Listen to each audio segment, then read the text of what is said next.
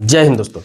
ई श्रम कार्ड को लेकर अभी हाल ही में मैंने कई वीडियो सोशल मीडिया पर देखा, यूट्यूब पर भी, फेसबुक पेज पर भी कई लोगों ने ऐसे वीडियो डाल रखे हैं जिसमें यह लिखा होता है कि ई श्रम कार्ड वालों को 3,000 रुपया महीना मिलने वाला है, ई श्रम कार्ड वालों को 2 लाख रुपया का लोन मिलने वाला है, ई श्रम कार्ड वालों को 1,000 रुपया पेंशन मिलने वाला है। ऐसे बहुत सारे आपको वीडियोज दिख जाएंगे, लोग क्लिक भी करते हैं, उसको देखते भी हैं, लेकिन इसकी सच्चाई क्या है? क्या यह सच में मिलता है या फिर लोग भ्रमित कर रहे हैं, लोगों को अपना व्यूज बढ़ाने के लिए ऐसा कर रहे हैं?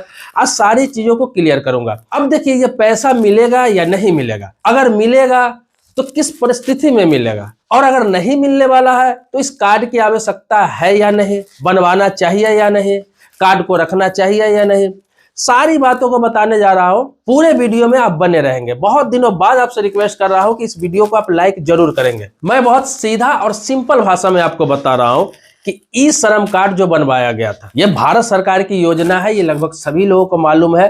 पूरे देश के हर राज्यों में लोग बनवा रहे थे, बना रहे हैं और अभी भी बन रहा है। तो ई श्रम कार्ड बनवाने का मकसद ये था भारत सरकार को कि लोगों का जो डाटा है, जो असंगठित मजदूर है, जितने भी असंगठित मजदूर है, जैसे कि ऑटो चलाने वाला, रिक्शा चलाने वाला, सब्जी बेचने वाला, कंस्ट्रक्शन साइट पे काम करने वाला, राजमिस्त्री का काम करने वाला, लेबर का काम करने वाला, किसी के खेत में काम करने वाला, सिलाई का काम करने वाला, पंचर बनाने वाला, ड्राइविंग करने वाला, नौकरानी का काम करने वाला, नौकर का काम करने वाला, दूध बेचने वाला, अखबार बेचने वाला, बहुत सारे लोग आते हैं। असंगठित मजदूर में ये लोग आते हैं और भी बहुत सारे लोग हैं, इसमें बहुत सारे काम करने वाले हैं। सीधा समझिए कि जो मजदूर है, जो दिहाड़ी पे काम करते हैं, डेली बेस पे काम करते हैं, उसे असंगठित मजदूर कहते हैं। दूसरा क्या है कि मंथली पे ही काम करते हैं, सैलरी पे ही काम करते हैं, लेकिन उसका काम का कोई गारंटी नहीं होता है, कोई पक्का काम नहीं है, कोई लिखित काम नहीं है, एग्रीमेंट वाला काम नहीं है, अनुबंध वाला काम नहीं है, किसी कंपनी में जॉब नहीं है,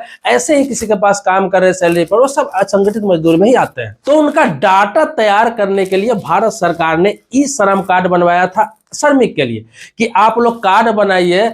जितने लोग असंगठित मजदूर है वो सभी लोग कार्ड बनाएंगे, जिससे सरकार के पास ये डाटा आएगा कि इतने हमारे देश में असंगठित मजदूर है, इतने करोड़ की संख्या में है। सरकार ने यह कहा था कि सरकार के आंकड़ों के अनुसार लगभग 38 करोड़ असंगठित मजदूर अपने देश में है, लेकिन अभी के समय में माना जा रहा है कि लगभग 45 से 50 करोड़ के आसपास असंगठित मजदूर अपने देश में है, जिसमें लगभग अभी 30 करोड़ के आसपास ही लोगों ने ई श्रम कार्ड बनवाया है। और सरकार लगातार इसलिए पहल कर रही है कि ई श्रम कार्ड आप लोग बनवाए, ताकि सरकार के पास सभी असंगठित मजदूर का डाटा चला जाए, ताकि जब सरकार को किसी प्रकार का लाभ देना पड़े, किसी श्रमिक को फायदा पहुंचाना पड़े, किसी प्रकार का स्कीम उनके लिए स्पेशल देना पड़े, तो दूसरे लोग लाभ नहीं उठा सके, जो लोग इसके पात्र है उन्हीं को लाभ मिल सके। तो 16 वर्ष से लेकर 59 वर्ष तक जितने भी व्यक्ति है जो असंगठित मजदूर है, वो अपना कार्ड बनवा रहे हैं, नहीं बनवा है वो लोग बनवा ले। अब आते हैं कि इस पर क्या क्या मिलने वाला है, क्या सही में मिल रहा है या नहीं मिल रहा है। तो आपको बता दूं कि देखिए, जब से आप कार्ड बनवाते हैं, जिस दिन आप रजिस्ट्रेशन करते हैं ई श्रम कार्ड के लिए, और ई श्रम कार्ड आपको हाथों हाथ मिल जाता है रजिस्ट्रेशन कराते हैं, तो उसी दिन से आपका 2 लाख रुपया का एक्सीडेंटल इंश्योरेंस शुरू हो जाता है। ये 2 लाख रुपया का एक्सीडेंटल इंश्योरेंस शुरू हो जाता है, और वो जब तक आपके पास कार्ड है तब तक वैलिड रहता है। तो ये लाइफ टाइम के लिए आपका बीमा होता है 2 लाख रुपया का एक्सीडेंटल। इसके लिए मात्र और मात्र 20 रुपया आपके अकाउंट से हर साल कटता है। तो ये एक नॉर्मल चार्ज है, 20 रुपया कटता है, जिसमें 2 लाख रुपया का आपका इंश्योरेंस कवर होता है। अब जो कार्डधारी है, जिसके नाम से ई श्रम कार्ड है, वो कहीं काम कर रहा है या सड़क पर जा रहा है या फिर किसी भी प्रकार से हादसा हो जाता है उस कार्डधारी का, उस व्यक्ति की मृत्यु अगर हो जाती है, तो उसके नॉमिनी को 2 लाख रुपया मिलेगा ही मिलेगा। इसके अलावा वो व्यक्ति कहीं काम कर रहा है, किसी साइट पे काम कर रहा है, या फिर किसी भी प्रकार का एक्सीडेंट में दुर्घटनावश अगर वो दिव्यांग हो जाता है, जैसे कि एक हाथ चला जाता है किसी कारणवश, एक पांव चला जाता है, या फिर एक आंख चला, कोई भी एक अंग ऐसा चला जाता है जो दिव्यांग के श्रेणी में आ जाता है, तो उसे 1 लाख रुपया का मुआवजा दिया जाएगा। तो ये तो आप समझ गए कि जिस दिन से कार्ड बनवाते हैं उस दिन से ये सुविधा आपका स्टार्ट हो जाता है। इसके अलावा इसमें एक पेंशन प्लान भी है, जो साल का आपको प्रीमियम जमा करना पड़ता है। इस कार्ड पर एक बीमा प्लान भी है, जो प्रधानमंत्री सुरक्षा बीमा योजना है। उसमें क्या है कि अगर इस कार्ड के तहत आप ये प्लान लेते हैं तो आपको 55 रुपया से लेकर 200 रुपया के बीच में मासिक आपको जमा करना होता है। उसमें क्या होता है कि जब आप 60 वर्ष के होते हैं तो आपको 3000 रुपया पेंशन दिया जाता है, जब तक कार्डधारी जीवित रहता है उनको। तो ये सब प्लान है, तो ये सुरक्षा पर है। आप चाहे तो प्रीमियम जमा करके इस प्लान को ले सकते हैं, नहीं भी ले सकते हैं।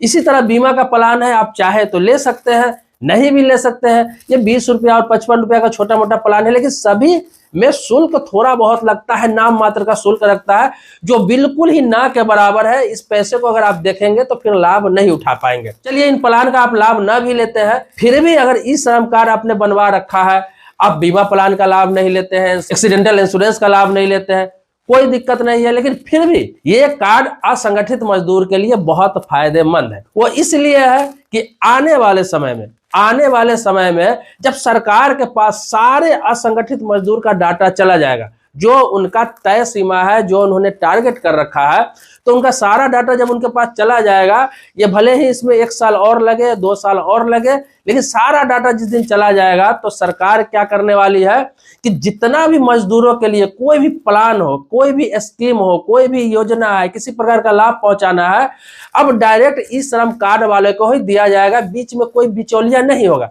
आप देखते होंगे कि ई श्रम कार्ड जब आप बनवाते हैं तो इसके साथ आपसे आधार से लिंक किया जाता है। इसके अलावा सबसे कंपल्सरी है कि आपका अकाउंट नंबर इसमें ऐड करना है, ताकि समय समय पर अगर जरूरत पड़े तो आपको लाभ पहुंचाया जा सके। तो किसी भी चीज का जो लाभ मिलता है वो अचानक से आपको नहीं मिलता है, या फिर सरकार 1-2 सालों में कोई चीज आपको नहीं दे देती है। इसके लिए बहुत लंबा चौड़ा प्लान होता है।